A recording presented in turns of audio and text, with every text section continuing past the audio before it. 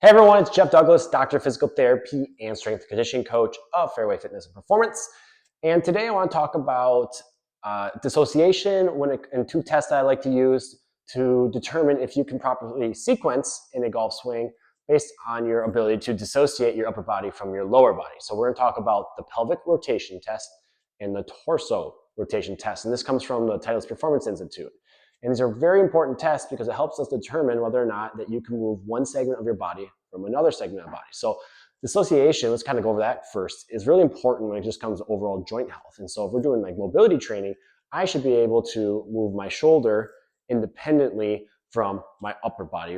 But if I lack mobility or flexibility in one of them, I might compensate and not be able to dissociate because I'm trying to create the motion, but because I don't have it, I cheat and go to another joint. Another one that we do is like scapular range of motion. But if I can't dissociate, I'll see someone maybe use their elbow when they're trying to do it, or they might move their back, in and out when they're trying to move that just the shoulder joint, but they can't dissociate one from another. So a more broad, general one that we're going to go over right now is the torso. So it's just your whole upper body separate from your lower body. And this is really important when it comes to the sequencing of the swing, because we know the kinematic sequence should be lower body goes first, torso comes second, arms go third, which then gives the energy into the club. And if we sequence properly, it allows us to strike the ball more consistently. It allows us to maximize the amount of speed that we can create to hit the ball further. All right. So let's go over the tests here. Okay. So the test, the first one is the torso rotation test. So I always tell people, if you're on your own, get a mirror or videotape yourself, and then you can judge yourself after to see if you failed or passed the test. So get in your 5-iron stance. You don't need a club if you don't want. You can just cross your arms. Get in that stance. And what we're going to do here is we're going to just work on, can you rotate your upper body only in your backswing and your downswing without, if you had a belt on, this belt shouldn't move.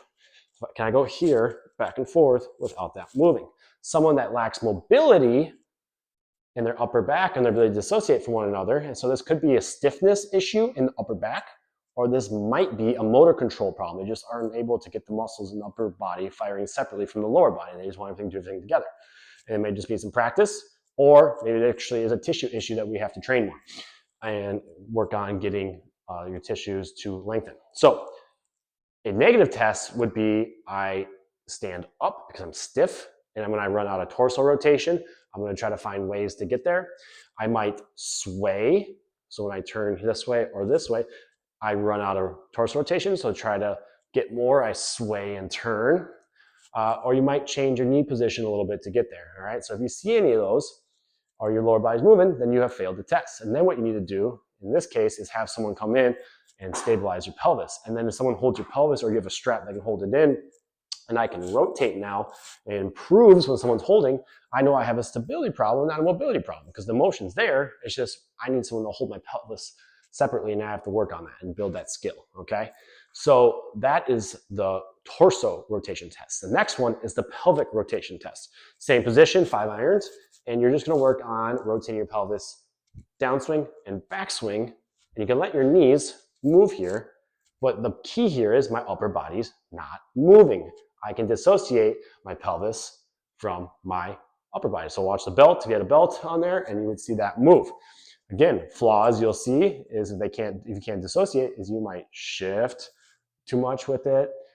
You might stand up or squat more to try to make it happen. If you see any kind of motion happening where it's just not the pelvis going, you can let your knees move on this one, or the upper body's moving, then you know that you have failed. So then what can you do is you can, again, if I was with someone, I would be holding them and then having them do the test. But you can just take a golf club or a foam roller and then push down. So now I locked my lower body in place, and now I've improved. If you can do it, you know you have a stability problem. But if you still can't move it, then you definitely have a mobility problem. Okay. So now let's go into why does this matter? All right. So the sequencing is so important for a swing because, again, it helps us maximize our distance and our ability to generate the most force and be consistent. Now, there's some swing flaws they talk about Titleist Performance Institute, and one is called over the top, which many amateur golfers do. That's where the club gets out in, creates a side spin for a slice, right? If I can't dissociate my lower body separately, so I get to the top of my swing, and if I can't, what's dissociate, when I try to rotate my hips, well, my upper body is gonna come with, and that's gonna create either a steep path, it can lead to some scooping, you might go out and then maybe chicken wing a little bit right there, right? That can lead to different flaws for you trying to compensate for that lack of ability to dissociate.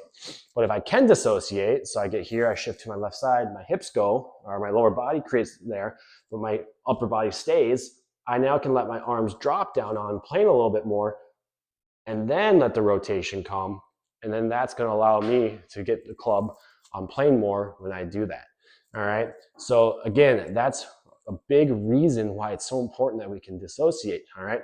Another thing to think about is when you are doing like the torso test, just pay attention if your backswing's stiffer and your downswing stiffer, right? Because that's something we can improve upon. We want to try to make that more symmetrical if we can through different techniques or through different training.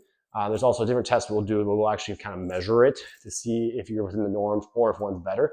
But you can sometimes, like right now, I can feel that my left side's a little tighter, so I need to do a little work to get that to feel a little looser so I'm even with it, right? So just pay attention to that as well. But I hope this helps. We'll also give some videos out there to help improve both of these. But in general, we got to figure out and diagnose, do you have this problem first before you even design a program for it, all right? So again, if you have any questions, please leave a comment, and I hope this helps. Take care.